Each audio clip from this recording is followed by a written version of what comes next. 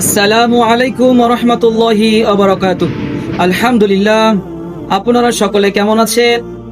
আশা করছি মহান আল্লাহ তাআলা আপনাদের সকলকে অনেক ভালো রেখেছেন। আলহামদুলিল্লাহ। আলোচ্য বিষয় প্রতিদান। উদাহরণস্বরূপ, ঈদের মধ্যে কারো সঙ্গে সালাম বিনিময় করলে হাদিয়ার আশা করা হয়। আবার আত্মীয়দের মধ্যে কেউ বিদেশ থেকে আসলে আমরা কিছু প্রতিদান আশা করি।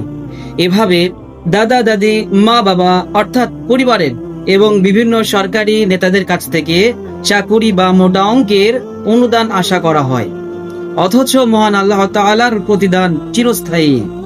তাই তো পবিত্র কোরআনে আল্লাহ তাআলা বলেন, তাদেরকে প্রতিদান দেওয়া হবে জান্নাতের সুউচ্চ কক্ষ, যেহেতু তারা ছিল ধৈর্যশীল। তাদেরকে সেখানে অভ্যর্থনা করা হবে অভিবাদন ও সালাম সহকারে। তারা তাতে স্থায়ী জীবন লাভ করবে। অবস্থান স্থল ও বাসস্থান হিসেবে তা অতি উত্তম। সূরাতুল ফুরকান আয়াত নাম্বার 75-76। হে আল্লাহ, আপনি মহান, তাই আপনি আমাদের ধৈর্যশীল বানিয়ে দিন। আমিন সুম্মা আমিন।